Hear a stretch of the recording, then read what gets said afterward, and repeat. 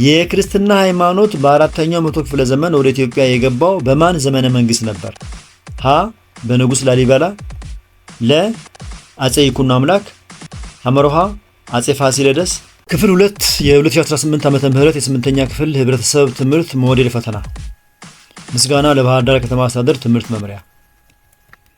ጥያቄ ቁጥር 21 ከሚከተሉት ውስጥ የሉል ጠቀሜታ የሆነው የቱ ነው?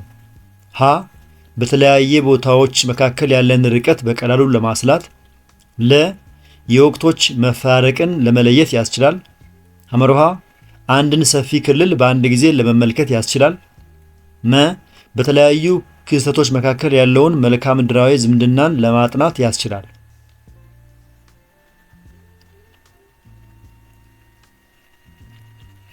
መልሱ የወቅቶች መፈራረቅን ለመለየት ያስችላል የሚለው ሲሆን ሉል የመሬትን ትክክለኛ ባለሶስት አቅጣጫዊ ቅርጽ ይዞ የሚሰራ በመሆኑ የመሬትን ጋደልታ እና በፀሐይ ዙሪያ የምታደርገውን ዑደት በማሳየት የወቅቶች መፈራረቅ እንዴት እንደሚከሰት ለማሳየትና ለመለየት ይጠቅማል።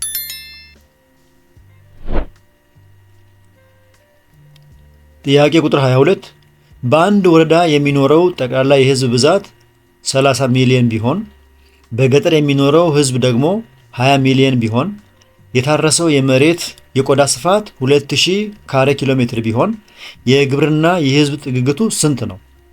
ሀ 10000፣ ለ 20000፣ ሐመሮሃ 5000፣ መ 2000።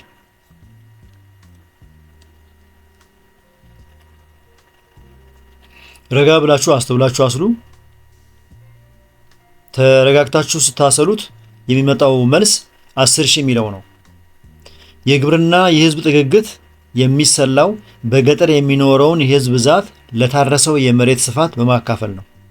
በዚህ መሰረት የግብርና ጥግግት እኩል ይሆናል የታረሰው ወይም በገጠር የሚኖረው የህዝብ ብዛት 20 ሚሊዮን ነው ሲካፈል ለታረሰው የመሬት ስፋት 2000 ነው። 20 ሚሊዮን ሲካፈል ለ2000 10000 ሰው በካሬ ኪሎ ሜትር ይመጣል ማለት ነው። ስለዚህ ትክክለኛው መልስ 10000 የሚለው ለዚህ ነው።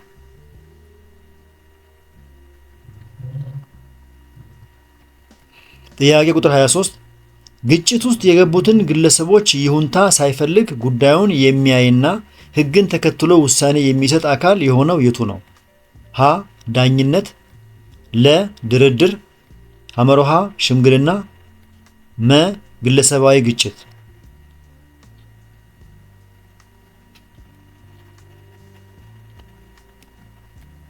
ዳኝነት ካላችሁ ትክክል ነው። ዳኝነት በመደበኛ ፍርድ ቤት አማካኝነት የተሟጋቾችን ፈቃድ ሳይጠብቅ በግዴታ ህግን ብቻ መሰረት በማድረግ የመጨረሻና አስገዳጅ ውሳኔ የሚሰጥበት ግጭት የመፍቻ መንገድ ነው።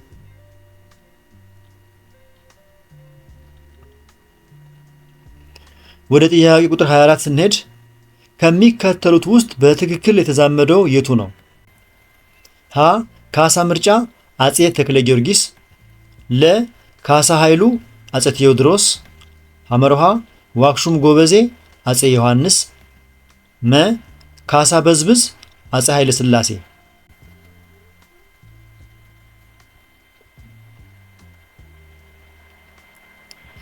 ትክክለኛው ዝምድና ካሳ ኃይሉ አጼ ቴዎድሮስ የሚለው ነው።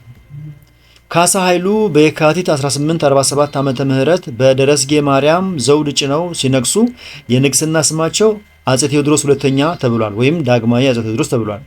ካሳ ምርጫ ማለት አጼ ዮሐንስ አራተኛ ሲሆኑ ዋክሹም ጎበዜ ደግሞ አጼ ተክለ ጊዮርጊስ ሁለተኛ ናቸው ወይም ዳግማዊ አጼ ተክለ ጊዮርጊስ ናቸው ማለት ነው። መልካም። ጥያቄ ቁጥር 25 በኢትዮጵያ ዘመነ መሳፍንት እየተባለ የሚጠራው ጊዜ ከመቼ እስከ መቼ ነበር? ሀ 1855 እስከ 1868፣ ለ 1868 እስከ 1871፣ ሐመሮሃ 1769 እስከ 1855፣ መ 1855 እስከ 1889።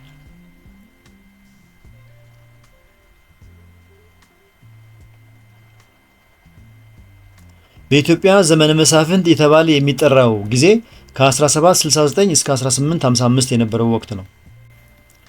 ዘመነ መሳፍንት የየጁ መሳፍንት ስልጣን ከተቆጣጠሩበት ከራስ ሚካኤል ስሁል ዘመን ማለትም 1769 ጀምሮ ካሳ ኃይሉ አጼ ቴዎድሮስ ተብለው እስከነገሱበት እስከ 1855 ድረስ የቆየው ማዕከላዊ መንግስት የደከመበት ዘመን ነው።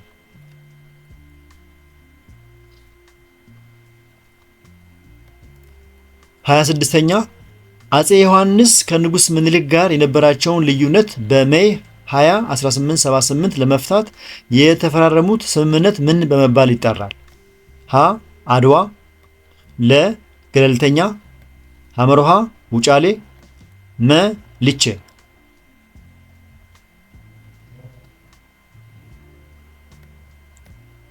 ልቼ ካላችሁ ትክክል ነው።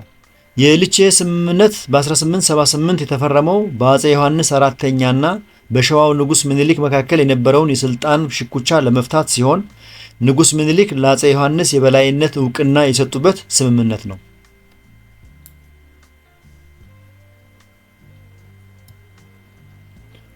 የተከበራችሁ የዚህ ቻናል ተከታታዮች እስካሁን በቀረቡ ጥያቄዎች መልስና ማብራሪያዎች ላይ አስተያየት፣ ጥቆማና ጥያቄ ካላችሁ አስተያየት መስጫው ላይ አስቀምጡ። ከተመቻችሁ ላይክ አድርጉ። ሌሎቹ እንዲያገኙት ከፈለጋችሁ ደግሞ አሁኑ ሼር አድርጉላቸው። እንቀጥል። ጥያቄ ቁጥር 27 በ19ኛው ክፍለ ዘመን የሲራራ ንግድ ከሰቃ የሚነሳው የንግድ መስመር መዳረሻው የሆነው የቱ ነው? ሀ ምጽዋ፣ ለ አዶኒስ፣ ሐመሮሃ ዘይላ፣ መ ዳህላክ።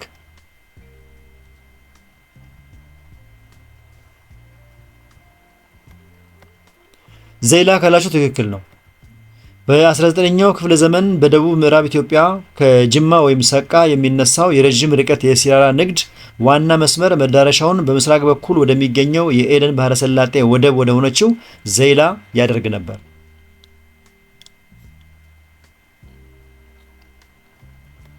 28ኛ በጣሊያን ወረራ ወቅት ህዝቡ ለጣሊያን እንዲገዛ እንዲያሳምኑ ቢጠየቁም ፈቃደኛ ባለመሆናቸው በፋሺስት ጥይት ተደብድበው የተገደሉት አባት ማን ነበሩ? ሀ አቡነ ጳውሎስ፣ ለ አቡነ ጴጥሮስ፣ ሐመሮሃ አቡነ ማቲያስ፣ መ አቡነ ሰላማ።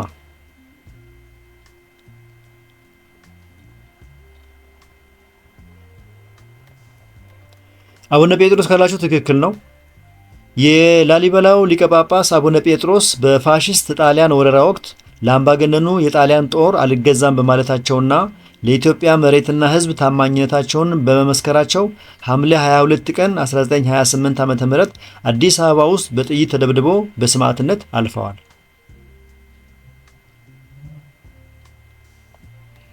ጥያቄ ቁጥር 29 ሁለተኛው የኢትዮ ግብጽ ጦርነት የተካሄደበት ቦታ የሆነው የቱ ነው? ሀ ጉራ፣ ለ ጉንደት፣ ሐመሮሃ ደበርኪ፣ መ መቅደላ።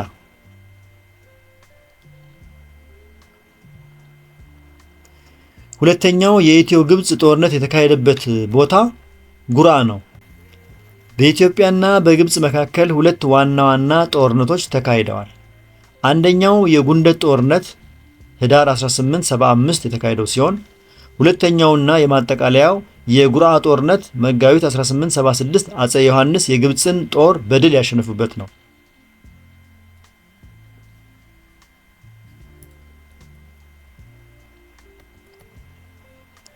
የተከበራችሁ የዚህ ቻናል ተከታታዮች ወደ ጥያቄያችን አጋማሽ ደረስን። እስካሁን በቀረቡ ጥያቄዎች መልስና ማብራሪያዎች ላይ አስተያየት፣ ጥቆማና ጥያቄ ካላችሁ አስተያየት መስጫው ላይ አስቀምጡ። ከተመቻችሁ ላይክ አድርጉ። ሌሎቹ እንዲያገኙት ከፈለጋችሁ ሼር አድርጉላቸው። የዚህን ጥያቄ ፒዲኤፍ ከፈለጋችሁ ከቴሌግራም ቻናላችን ሃሁ ቲዩብ ላይ ማግኘት ትችላላችሁ። እየፈጠንኩ ወይም የዘገየው ከሆነ ቪዲዮን ያስቆማችሁ ተከተሉ። እንቀጥል። ጥያቄ ቁጥር 30 አጼ ዮሐንስ አራተኛ በመሐዲስቶች ተመተው ቆስለው የሞቱበት ቦታ የሆነው የትኛው ነው? ሀ መተማ፣ ለ መቅደላ፣ ሐመሮሃ ደበርኪ፣ መ ጉራ።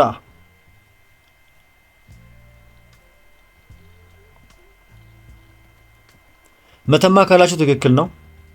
አጼ ዮሐንስ አራተኛ የሀገሪቱን ድንበር ለመጠበቅ ከሱዳን መሐዲስቶች ወይ መሐዲስት ጋር በመጋቢት 1881 ዓ.ም በመተማ አውድማ ላይ ሲዋጉ በቆሰሉበት ምክንያት ሕይወታቸው አልፏል። ጥያቄ ቁጥር 31 በ1885 ራስ አሉላ ከመሐዲስቶች ጋር ያደረጉት ጦርነት ምን በመባል ይጠራል? ሀ ዶጋሊ፣ ለ ኩፊት፣ ሐመሮሃ ሳጢ፣ መ አድዋ።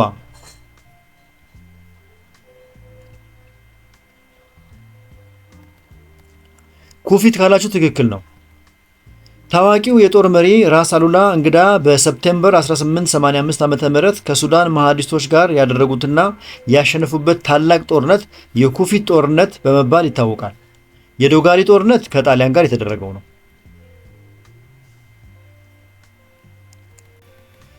ጥያቄ ቁጥር 32 በ1977 የሶማሊያ ሪፐብሊክ ፕሬዝዳንት ዚያድ ባሬ ኢትዮጵያ ላይ ጦርነት የከፈቱበት ምክንያት ምን ነበር? ሀ የገንዘብ ይገባኛል ጥያቄ፣ ለ የማዕድን ይገባኛል ጥያቄ፣ ሐመርሃ የስልጣን ይገባኛል ጥያቄ፣ መ የመሬት ይገባኛል ጥያቄ።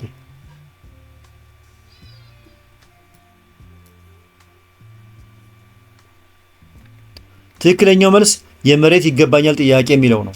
የሶማሊያው ፕሬዝዳንት ዚያድ ባሬ ታላቋ ሶማሊያን የመመስረት ህልም ስለነበራቸው የኦጋዴንን ማለትም የኢትዮጵያን ግዛት ለመውሰድና የራሳቸው ለማድረግ በከፈቱት የመሬት ይገባኛል ጦርነቱ ተቀስቅሷል።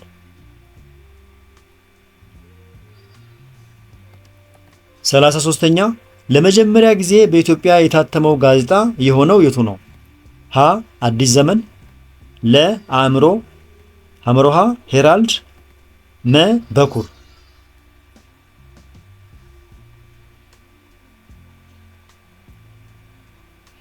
በኩር አላችሁ? አይደለም። ትክክለኛው መልስ አእምሮ ነው። በኢትዮጵያ ታሪክ ለመጀመሪያ ጊዜ በ1901 እንደ አውሮፓውያን አቆጣጠር በአጼ ምኒልክ ዘመን በካቫዲያ አማካኝነት በሳምንት አንድ ጊዜ በእጅ ተጽፎ መውጣት የጀመረው የመጀመሪያው ጋዜጣ አእምሮ ይባላል። በጣም ጥሩ። ወደ ጥያቄ ቁጥር 34 ስንሄድ የክርስትና ሃይማኖት በአራተኛው መቶ ክፍለ ዘመን ወደ ኢትዮጵያ የገባው በማን ዘመነ መንግስት ነበር? ሀ በንጉስ ላሊበላ፣ ለ አጼ ይኩኖ አምላክ፣ ሐመሮሃ አጼ ፋሲለደስ፣ መ በአጼ ኢዛና።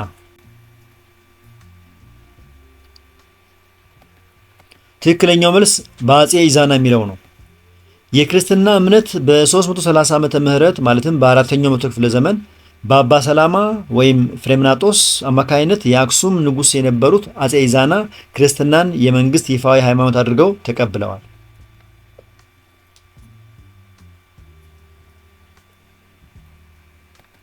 35ኛ ለአክሱም ስልጣኔ መውደቅ ውጫዊ ምክንያት የሆነው የቱ ነው?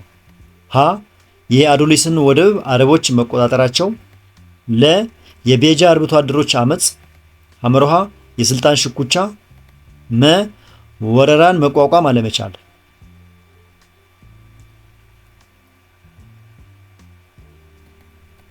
መልሱ የአዶሊስን ወደብ አረቦች መቆጣጠራቸው የሚለው ነው።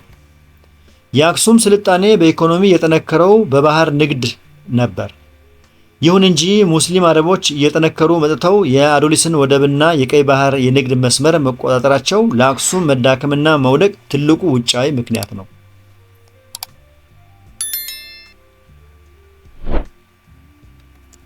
36ኛ ከሚከተሉት ውስጥ የመጨረሻው የዛጉዌ ሥርወ መንግስት የሆነው የቱ ነው? ሀ አጼ ይኩኖ አምላክ፣ ለ አጼ አምደ ጽዮን፣ ሐመርሃ አጼ ይትባረክ፣ መ አጼ ያግባ ጽዮን።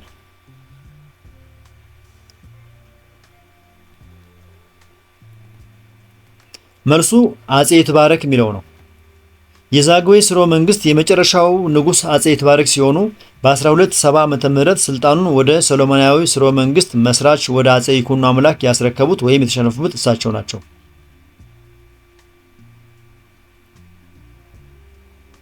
37ኛ ባሪያን ለንግድ በማቅረብ የሚታወቀው ሱልጣኔት የሆነው የቱ ነው? ሀ ይፋት፣ ለ ባሌ፣ ሐመርሃ ሀዲያ፣ መ አዳል።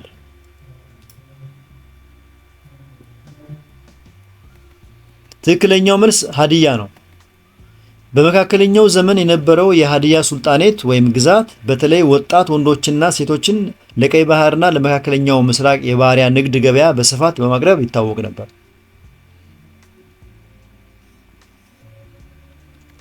38ኛ ለኦሮሞ ህዝብ መስፋፋት መነሻ ምክንያት ያልሆነው የቱ ነው? ሀ የህዝብ ቁጥር መቀነስ፣ ለ የግጦሽ መሬት ፍለጋ፣ ሐመርሃ በገዳ ስርዓት አዲስ ቦታ መያዝ ስለሚበረታታ፣ መ ሁሉም።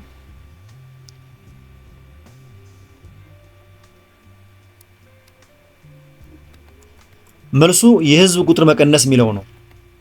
በ16ኛው ክፍለ ዘመን ለነበረው የኦሮሞ ህዝብ ፍልሰትና መስፋፋት ዋና ምክንያቶች የህዝብ እና የከብቶች ቁጥር መጨመር ወይም መብዛት፣ የግጦሽ መሬት ፍለጋና በሉባ የገዳ ስርዓት መሰረት ጀግንነትን ለማሳየት አዳዲስ ቦታዎችን መያዝ በመሆኑ የህዝብ ቁጥር መቀነስ የሚለው ምክንያት ትክክለኛ ምክንያት አይደለም ማለት ነው።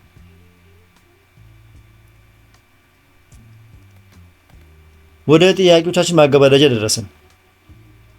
ጥያቄ ቁጥር 39 እንዲህ ይላል። ጎንደርን የደጋው ክርስቲያናዊ ግዛት ማዕከል በማድረግ በ1636 ዓመተ ምህረት የቆረቆሩ መሪ ማን በመባል ይጠራሉ? ሀ አጼ ሱስንዮስ፣ ለ አጼ ፋሲለደስ፣ ሐመርሃ አጼ በካፋ፣ መ አጼ ዮሐንስ።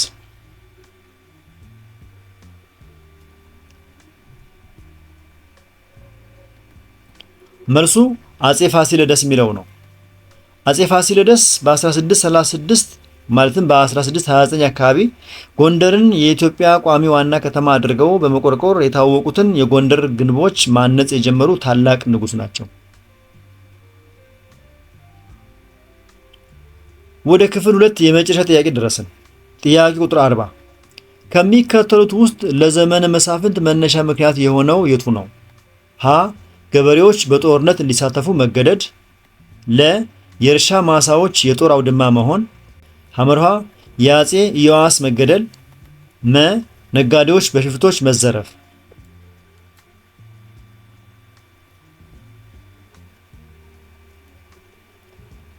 ለዘመነ መሳፍንት መነሻ ምክንያት የሆነው የአጼ ኢዮአስ መገደል ነው።